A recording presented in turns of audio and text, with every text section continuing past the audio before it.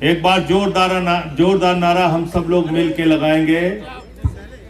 भारत माता की इनकलाब जिंदाबाद, इनकलाब जिंदाबाद, आम आदमी पार्टी जिंदाबाद, आम आदमी पार्टी जिंदाबाद, लड़ेंगे लड़ेंगे लड़ेंगे दोनों हाथ हवा में, लड़ेंगे लड़ेंगे लड़ेंगे लड़ेंगे लड़ेंगे लड़ेंगे लड़ेंगे।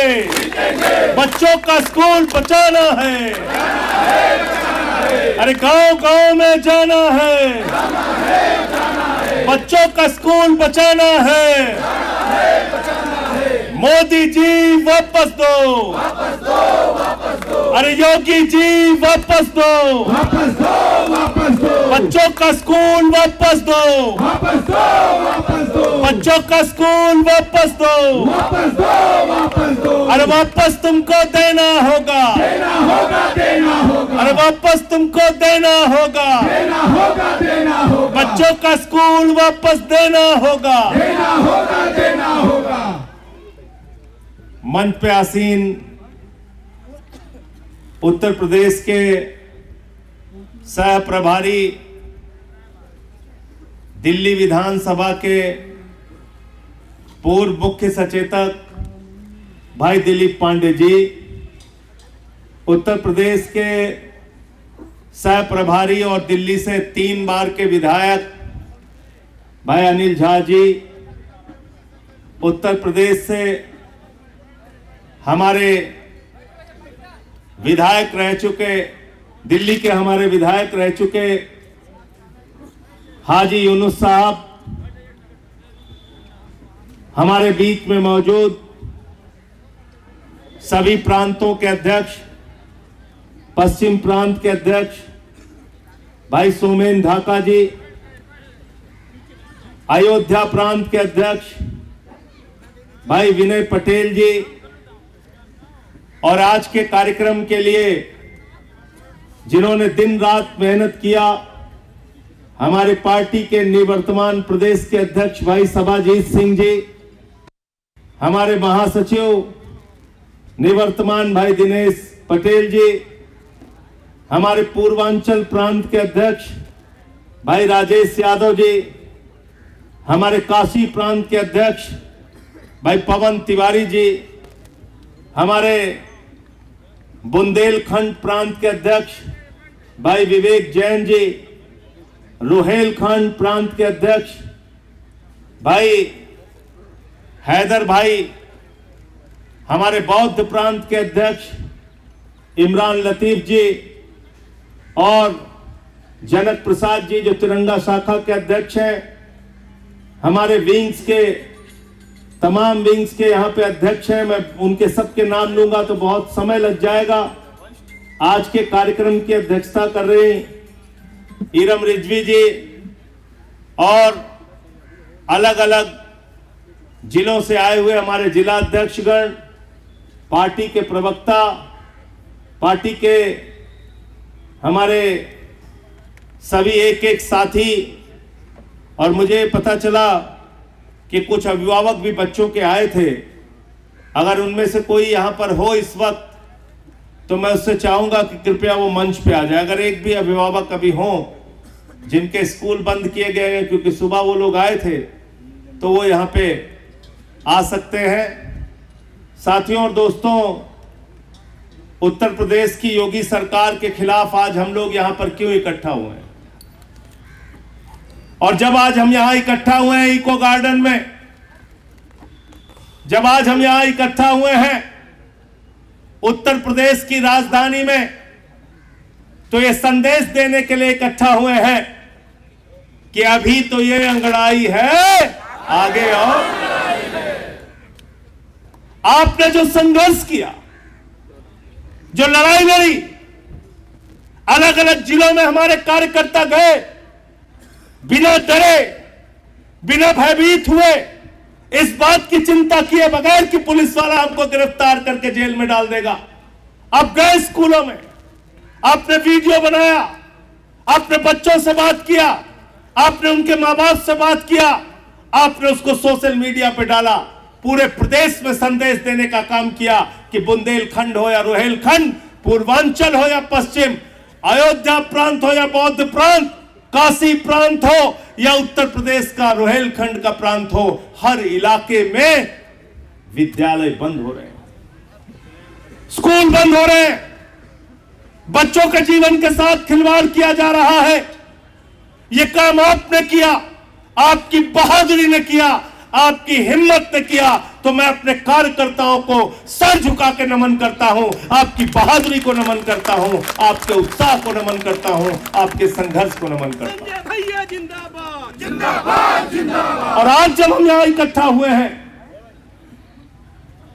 तो इस खुशी के साथ भी इकट्ठा हुए हैं कि आपकी लड़ाई की बदौलत, आपकी लड़ाई की बदौलत, आपके संघर्ष के बदौलत योगी जी की सरकार, जो जिद्दी सरकार कही जाती है, भारतीय जनता पार्टी की सरकार जो तानाशाह सरकार कही जाती है, डबल इंजन की सरकार जो किसी के आगे झुकती नहीं, मोदी और योगी की सरकार जो किसी के आगे झुकती नहीं, उस सरकार को आपने झुकाने का काम किया। और अब उन्होंने कहा कि हम हाईवे पार करके जो बच्चे जाते थे वो स्कूल बंद नहीं करेंगे। संजय भैया संघर्ष करो,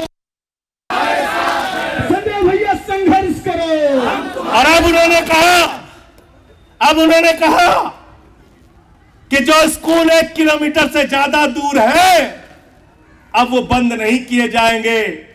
मैं योगी जी से पूछना चाहता हूं, क्या आपके दिमाग में बुद्धि नहीं? क्या आप लोग घास छीलने का काम करते हैं? ये बात पहले क्यों नहीं समझ में आई?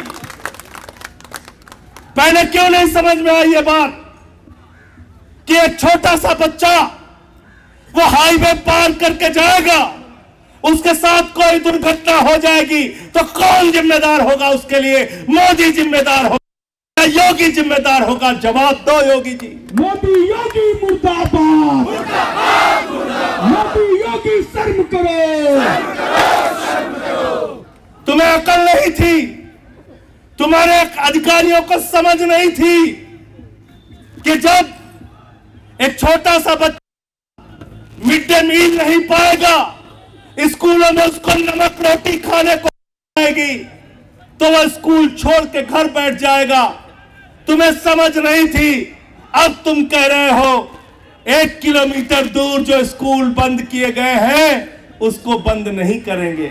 मैं तो चाहता हूं योगी जी से और मोदी जी से, हमने तो उन बच्चों को अपनी गोदी 3 किलोमीटर दूर तक का सफर तय किया। मीडिया वालों को भी पसीने आ गए, हमको भी पसीने आ गए, बच्चों को भी पसीने आ गए, उनके माँ बाप को भी पसीने आ गए। योगी जी आओ हम लोग चलते हैं उन बच्चों के साथ जहां पे तुमने स्कूल बंद करके दूसरी जगह किया है। तुम्हें पता चल जाएगा एक बच्चे को इतनी दूर जाना कितना मुश्किल होता है, कितना मुश्किल होता है। ये सुल्तानपुर के जो साथी हैं बैठ जाए आप लोग, सुरेश जी आप लोग बैठ जाइए, बैठ जाइए आप लोग। तो साथियों और दोस्तों, मैं आपसे कहना चाहता हूं, आप सबसे यह कहना चाहता हूं कि इसको पूरी सफलता मत मान लेना। ये आज जो कह रहे हैं 1 किलोमीटर से ज्यादा बच्चों को नहीं जाना पड़ेगा, अब स्कूल बंद नहीं होगा, हाईवे पार करके बच्चों को नहीं जाना पड़ेगा, रेलवे लाइन पर बच्चों को नहीं जाना पड़ेगा, अब स्कूल बंद नहीं होगा। ये आंशिक सफलता है, शुरुआती जीत है। अंतिम उस दिन होगी जिस दिन योगी सरकार को आप मजबूर करेंगे और फैसला होगा उत्तर प्रदेश में एक भी स्कूल बंद नहीं होगा। हमारी लड़ाई जिंदाबाद, संजय भैया जिंदाबाद, उत्तर प्रदेश में एक भी स्कूल बंद नहीं होगा। भाई राजेश यादव जी हमारे साथ थे, हम लोग गए थे जौनपुर के स्कूल में पहली बार। वहां छोटे छोटे मासूम बच्चे थे। साथियों ध्यान से सुनिएगा, क्यों आज मैंने कहा कि बारिश में भी उठूंगा नहीं? क्यों मन में पीड़ा थी इस बात की? ध्यान से सुनिएगा इसको। वहां कुछ बच्चे, वही बच्चा जिसका दिलीप भाई जिक्र कर रहे थे, साहित्य भी उसमें था। साहित्य नाम था उस छोटे से बच्चे का। पहले तो मैं उसका नाम ही नहीं समझ पाया। उनके माँ बाप थे, छोटे छोटे बच्चे थे। मैंने पूछा क्या हुआ? बोले स्कूल बंद हो गया। हमने कहा क्यों बंद हो गया? बोले कहते हैं यहां पे 32 लोगों की संख्या है, 32 बच्चों की संख्या है और इसलिए ये स्कूल बंद किया जा रहा है। मैंने कहा स्कूल कहां है?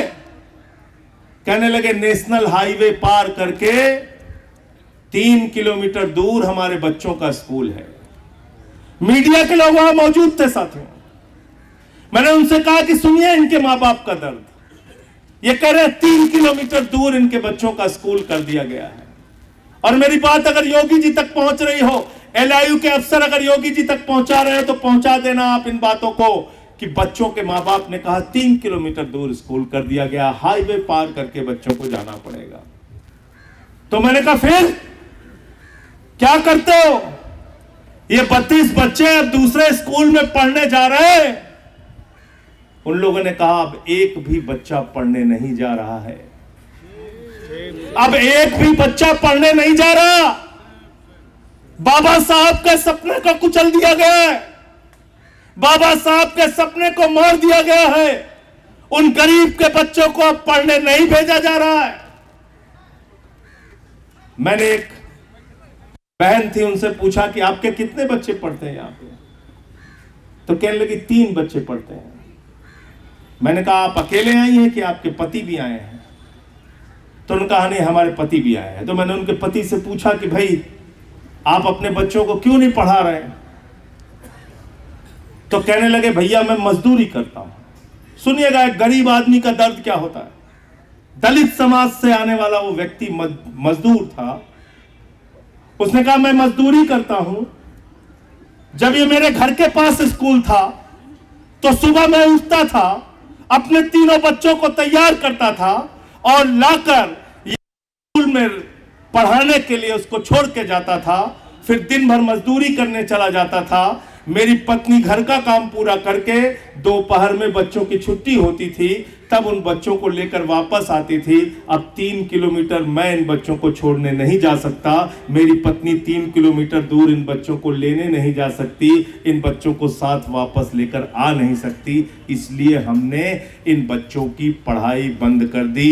ये गुनाह है, अपराध है, ये उनके साथ धोखा है और वो धोखा भारतीय जनता पार्टी कर रही है। वो धोखा मोदी और योगी कर रहे हैं। मोदी योगी शर्म करो,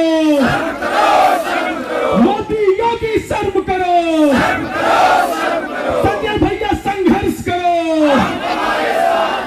मैं गया लखनऊ के स्कूल में, BKT, यहां से 11 किलोमीटर की दूरी पे है। पंकज यादव जी यहां पे है, सबाजीत जी ने कहा वहां के स्कूल पे चल रहा है, गए थे वहां। विनय पटेल जी भी साथ में थे। वहां एक महिला खड़ी हुई, उसने कहा कि टीचर हमारे बच्चों को गालियां देते हैं। कहते हैं अगर दलितों के बच्चे पढ़ लेंगे तो झाड़ू कौन लगाएगा? ये कैमरे पे कैद है, मैं झूठ नहीं बोल रहा हूं। ये कैमरे में झूठ नहीं बोल रहा हूं। उस महिला ने कहा गाली देते हैं, कहते हैं अगर ये बच्चे पढ़ लेंगे तो झाड़ू कौन लगाएगा? वो स्कूल बंद करके विधायक जी के गांव में विलय कर दिया गया। विधायक जी का गांव वहां से 3 किलोमीटर की दूरी पे था। मैंने पूछा संख्या कैसे कम हुई? बोले एडमिशन नहीं लेते।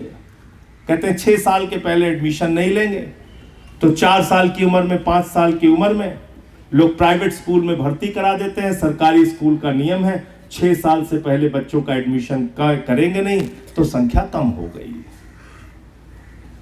तो मैं वहां से 3 किलोमीटर दूर उन लोगों को लेकर जाने लगा। तो उसमें से एक महिला ने कहा भैया बहुत संभाल के चलिएगा। मैंने कहा क्यों, क्या हुआ? कहने लगे बहुत संभाल के चलिएगा, रास्ते में जंगल भी पड़ता है, बंदर भी पड़ते हैं और उसी रास्ते से हमारे बच्चों को जाना है। यहाँ एयर कंडीशन कमरे में लखनऊ के अंदर बैठ के फालतू की बकवास की बातें करते हैं तुम्हारे अधिकारी। योगी जी शर्म नहीं आती? आप बच्चों को जंगल से भेज रहे हैं, बंदरों के बीच में, जानवरों के बीच में भेज रहे हैं। शर्म आनी चाहिए तुम्हारी सरकार को। और हम गए साथियों, वो वीडियो में कैद होगा, विपिन पाठक जी ने शायद कैद किया होगा। बंदर मिले वहां पे, बंदर भी थे रास्ते में, बंदर थे। थोड़ी देर हम लोगों को अपना जुलूस रोकना पड़ा। मीडिया के लोगों ने भी कैद किया कि इन बंदरों के बीच में, इन जंगलों के बीच से बच्चों को जाना है स्कूल बंद कर दिया गया। मैं गया एटा में, वहां पे 37 बच्चे थे उस स्कूल में। प्रशांत यादव जी वहां मौजूद थे, डॉक्टर हृदय जी थी, वहां के हमारे जिला अध्यक्ष एटा के थे वहां। और वो स्कूल बंद करके 4 किलोमीटर दूर बच्चों का स्कूल कर दिया गया। बीच में नदी पड़ती है।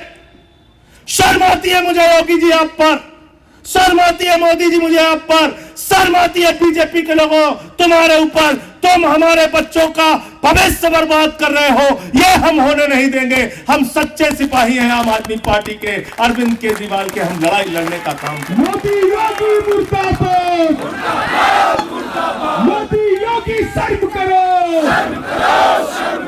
मोदी योगी शर्म करो। बताओ भाई प्रशांत, बोला ना नदी पार करके जाना पड़ेगा, नदी पार करके जाना पड़ेगा। मैं आगरा गया, अमरोहा गया, मेरठ गया। अंकुश चौधरी यहाँ पे बैठे हैं। अंकुश चौधरी कहाँ गए? मेरठ गया। बागपत में 30 गांवों में सोमेन भाई गए, राजेश भाई कई गांवों में गए, विनय पटेल कई गांवों में गए, सारे साथी हमारे हैदर भाई, सब लोग लगे रहे।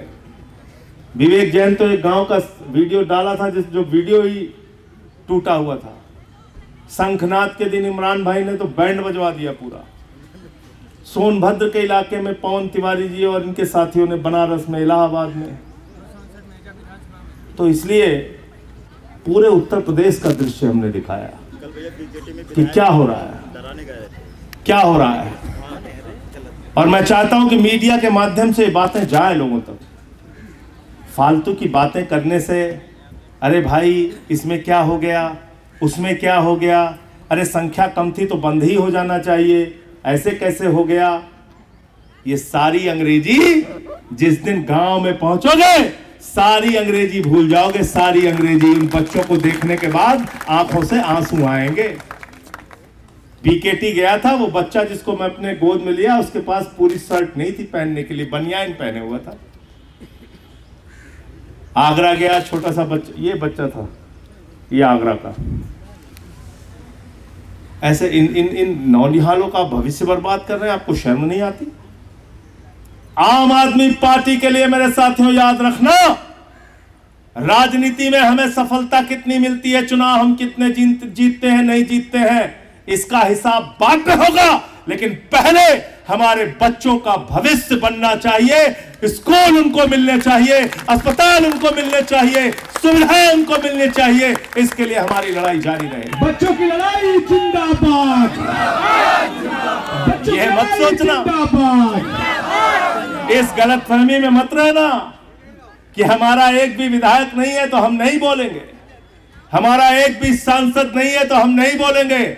अरे आम आदमी पार्टी के कार्यकर्ताओं का फौलादी सीना मौजूद है। लाठियां खाएंगे लेकिन अपने बच्चों का स्कूल बचाएंगे। पार्टी जिंदाबाद। और लाठियां खाई हमारे साथियों ने बच्चों का स्कूल बचाने के लिए। यही लखनऊ में घसीटा गया, मारा गया हमारे साथियों को।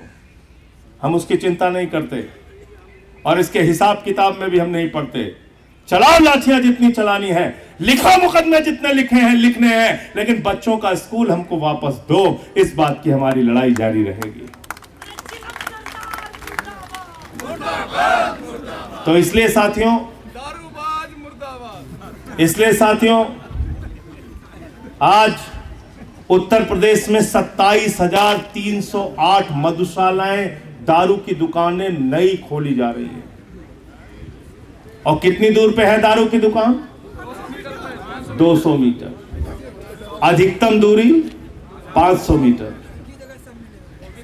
उत्तर प्रदेश में दारू मिलती है 100 मीटर दूर और शिक्षा मिलती है 3 किलोमीटर दूर। इस व्यवस्था के खिलाफ हमारी लड़ाई है।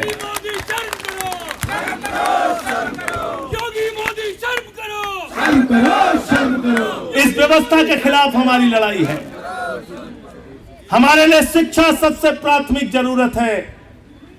10 साल हमने दिल्ली में काम किया, हमारी सरकार थी, हमने सरकारी स्कूलों में स्विमिंग पूल का निर्माण करवाया, एथलीट के ग्राउंड बनवाए, हॉकी के ग्राउंड बनवाए, बच्चों की पढ़ाई के लिए एयर कंडीशन कमरे दिल्ली के स्कूलों में बनवाए, बच्चों के टीचर्स को विदेशों में ट्रेनिंग करने के लिए भेजा और पिछले 10 साल तक लगातार दिल्ली में हाई स्कूल और इंटर का रिजल्ट प्राइवेट स्कूल से बेहतर सरकारी स्कूलों का आया। ये हम हिंदुस्तान चाहते हैं। केजरीवाल जिंदाबाद, संजय सिंह जिंदाबाद।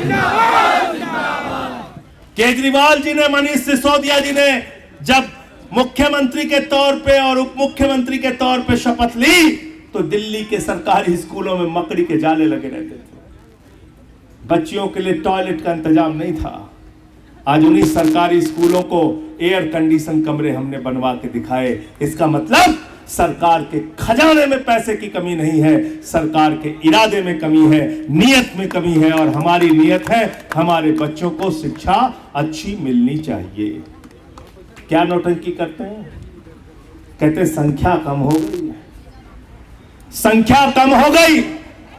हमने पता किया संख्या क्यों कम हुई। पता चला पहले अच्छा मिड डे मील मिलता था, अब नमक रोटी बच्चों को खाने के लिए मिलती है। मैंने कहा संख्या कम क्यों हुई? पता चला जो टॉयलेट था वो भी काम नहीं करता और बच्चे टाट पट्टी पर बैठ के पढ़ते हैं। पंखे का इंतजाम नहीं है, कूलर का इंतजाम नहीं है। हद तो तब हो गई जब बलिया के एक स्कूल की खबर आई कि 30 साल से वहां बिजली का कनेक्शन ही नहीं। 30 साल से कनेक्शन ही नहीं है बिजली का, पंखा तो दूर।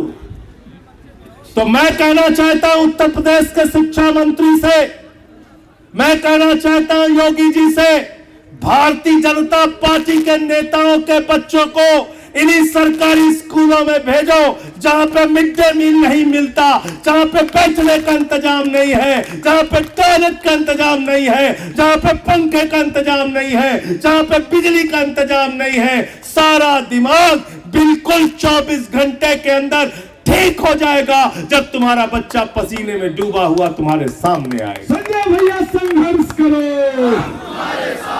आम आदमी पार्टी जिंदाबाद। सड़क पे हमने लड़ाई लड़ी, संसद के अंदर 2 बार नोटिस दिया, मौका मिलेगा तो फिर से बोलूंगा। सुप्रीम कोर्ट में भी हमने याचिका दाखिल कर दी है, सुप्रीम कोर्ट में भी लड़ाई लड़ रहे हैं। और आप सबको बधाई देना चाहता हूं, स्कूलों की लड़ाई आप सब लड़ रहे हैं, लेकिन इस लड़ाई को बंद मत करना, जारी रहेगा ना? लड़ेंगे जीतेंगे, लड़ेंगे जीतेंगे। तो अब आगे क्या करना है, कैसे लड़ना है? सुन लो ध्यान से, कैसे लड़ना है,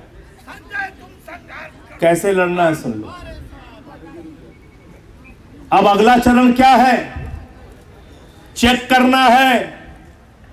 जहां पर हैदर भाई गए थे, हृदय जी गई थी, सवाजीत गए थे, पंकज यादव गए थे, विनय पटेल गए थे, राजेश यादव गए थे, पवन तिवारी गए थे, हमारे साथी विवेक जैन गए थे, जहां पे इमरान भाई गए थे, जिन जिन स्कूलों में हमारे जिला अध्यक्ष गए थे, जिन जिन स्कूलों में हमारे प्रकोष्ठों के अध्यक्ष गए थे, हमारे नेता गए थे, हमारे विधानसभाओं के अध्यक्ष गए थे, हमारा कोई भी कार्यकर्ता गया था और स्कूल की दूरी 1 किलोमीटर से ज्यादा थी।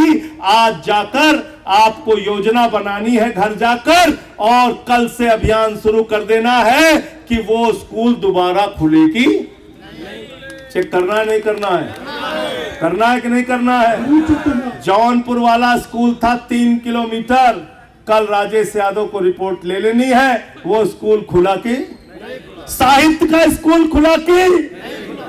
बीकेटी का स्कूल खुला कि आगरा का, अमरोहा का, संभल का स्कूल खुला कि क्योंकि ये तो 3 किलोमीटर से ज्यादा थे, 1 किलोमीटर से ज्यादा थे, तो ये स्कूल तो तुरंत, कल तो रविवार है ना, परसों जाना भाई, एक दिन का कंसेशन मिल गया तुमको। सोमवार को जाना कॉपी किताब लेके, कॉपी किताब हाथ में जाना और कहना ये बीकेटी वाला स्कूल 2 किलोमीटर दूर था, आज हम बच्चों को किताब देने आए हैं, कहां है गुरुजी, कहां है, पता आपको चल जाएगा, पता आपको चल जाएगा। क्यों पंकज भाई, सवाजीत जी, परसों आप लोग जाएंगे यहां लखनऊ और सब जगह मीडिया को बताइए और लेके जाइए। पहला चरण ये। दूसरा चरण ये कि एक भी स्कूल जहां बंद है, जिस जिले में, जिस विधानसभा में, जिस ब्लॉक में, जिस गांव में, जैसे 30 गांवों में सोमेंद्र जी ने दौरा किया, इनके जिले में 30 स्कूल बंद करने का निर्णय हुआ था। तो इनके जाने के बाद जब गांव के लोग इकट्ठा होते थे तो अधिकारी इनसे कहते थे, अरे भाई आप तो जल्दी आ गए, हमने तो खोले हैं इस स्कूल, बंदे नहीं किया है। तो हो सकता है आपके डर के मारे उन बच्चों का भला हो जाए, कहे नहीं नहीं आम आदमी पार्टी टोपी वाले आ गए, इनके बच्चों का स्कूल, तो हो सकता है 1 किलोमीटर से कम दूरी वाले भी जो स्कूल है वो भी। उसके बाद फिर आपको जिले भर की लिस्ट बनानी है, बीएसए से जाके मिलना है, हमको एक भी स्कूल अगर जिले में बंद हुआ है तो उसकी सूची दे।